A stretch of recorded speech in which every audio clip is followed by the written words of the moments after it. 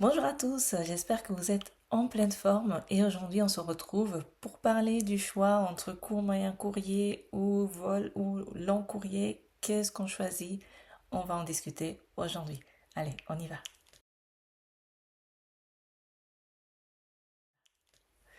Alors, premièrement, il faut savoir qu'on n'a pas toujours le choix.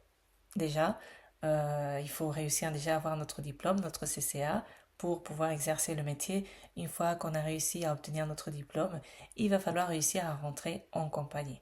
Une fois qu'on a réussi à rentrer en compagnie, il va falloir réussir les formations internes compagnie. Et enfin, on va pouvoir commencer les vols. Mais comment faire pour choisir entre le vol, entre des vols court, moyen courrier ou plutôt long courrier? Bah, tout dépend de la compagnie dans laquelle vous allez rentrer. C'est pour ça que je vous dis, bah, on n'a pas toujours le choix, puisque quand vous obtenez votre CCA, vous allez commencer à postuler dans les différentes compagnies. Alors, souvent, on a déjà une compagnie en tête qu'on aimerait intégrer, mais alors si vous avez de la chance, c'est la première compagnie que vous allez intégrer et tant mieux pour vous. Mais si la chance n'est pas avec vous ce jour-là, vous allez peut-être devoir intégrer d'autres compagnies en attendant pour faire votre expérience. Donc déjà, la compagnie que vous allez réussir à intégrer ne va peut-être pas faire les vols que vous avez envie de faire. Ce que je veux dire, c'est que vous allez peut-être vous allez réussir à intégrer une compagnie court, moyen courrier, vous allez peut-être réussir à intégrer une compagnie long courrier.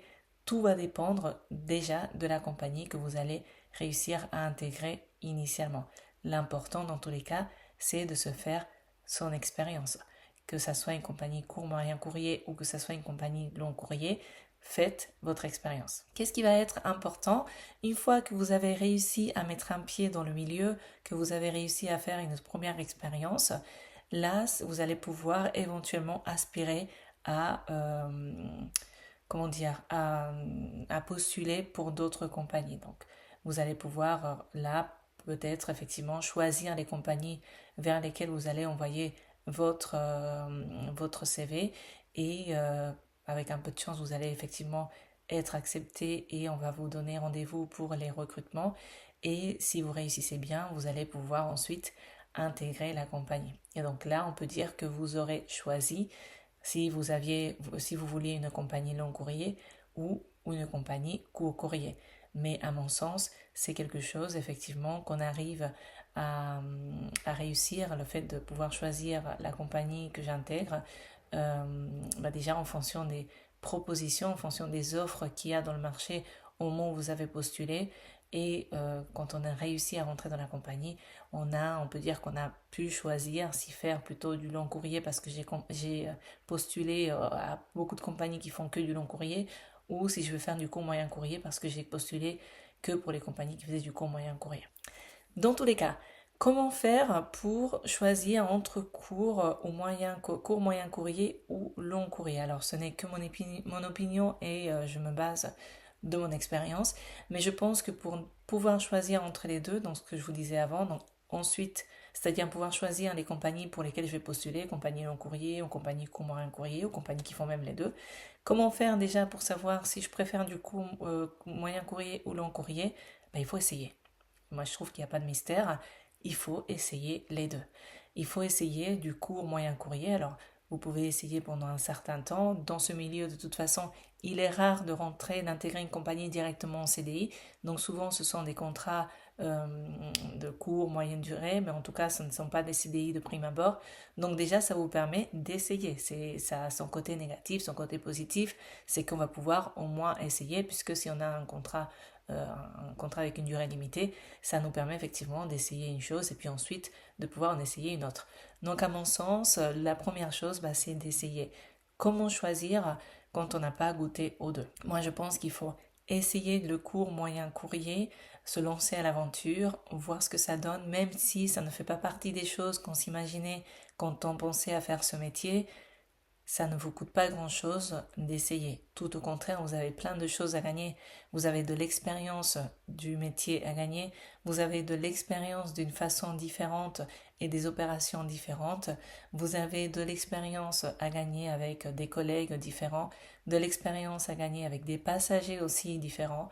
Vous avez de l'expérience à gagner avec une façon d'opérer différentes et vous n'avez que du positif, c'est que du plus pour votre CV, c'est que du plus pour votre vie à vous que de vos connaissances et vos compétences que d'essayer le court moyen courrier même si ce n'est pas ce que vous aviez imaginé en pensant à ce métier. Essayez, postulez pour des compagnies qui font du court moyen courrier et allez voir ce que ça donne.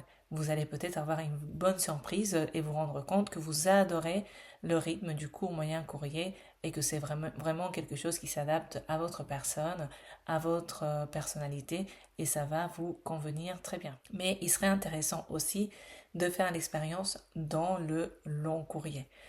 Il n'y a qu'une fois que vous avez fait l'expérience des deux que vous allez pouvoir choisir entre guillemets ce qui vous convient le mieux. Si au bout d'un moment vous vous rendez compte que vous êtes plus faite pour le long courrier parce que le rythme vous convient plus, parce que la façon de travailler ressemble plus à ce que vous aimez, parce que la relation qu'on a avec les PAX sur du long courrier, c'est vrai que ce n'est pas la même qu'on a avec les PAX du court courrier, ne serait-ce que par la durée du vol. Cette relation vous convient mieux parce que vous avez plus de temps de partager avec les PAX. Si vous vous rendez compte que le long courrier est fait pour vous pour diverses raisons, dans ce cas-là, puisque vous avez goûté aux deux, vous allez pouvoir choisir, quand je dis choisir, c'est-à-dire postuler pour les compagnies qui font que du long courrier. Et donc là, vous postulez pour un maximum de compagnies ou pour les compagnies qui vous intéressent le plus, mais vous savez que vous êtes en train de postuler que pour des compagnies qui font du long courrier parce que vous savez que c'est ce qui vous intéresse. Par contre, il faut aussi essayer le court moyen courrier. Pourquoi? Parce que vous allez peut-être vous rendre compte que le rythme du court moyen courrier, ça s'adapte plus à votre vie personnelle, ça s'adapte plus à ce qui vous anime, ça s'adapte plus à votre caractère, votre façon de travailler, à votre façon d'être. Vous vous retrouvez plus avec la relation qu'on a avec les PAX du court moyen courrier, même s'il n'y a pas vraiment de PAX court, moyen, long courrier, mais c'est tout, moi je pense surtout à une histoire de temps. Dans des vols courts, moyen courrier, on a moins de temps malheureusement pour partager avec les PAX et peut-être que effectivement ce côté rapide dans la relation client, ce côté où on change dans une même journée plusieurs fois de passagers, ça vous convient bien.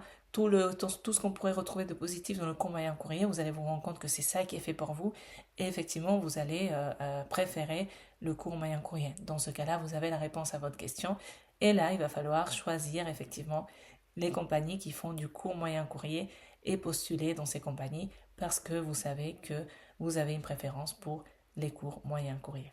Voilà à mon avis quelle est la meilleure façon de choisir entre l'un ou l'autre. Pour moi, c'est d'expérimenter les deux. Parce qu'il n'y a que comme ça que vous savez ce qui vous convient le mieux ou ce qui vous plaît le plus, tout simplement. Il n'y a qu'en essayant les deux que vous allez pouvoir l'expérimenter. Bien évidemment, si vous n'avez pas envie d'expérimenter le court moyen courrier ou le long courrier, vous n'avez envie de rester que dans ce que vous connaissez, c'est très bien aussi.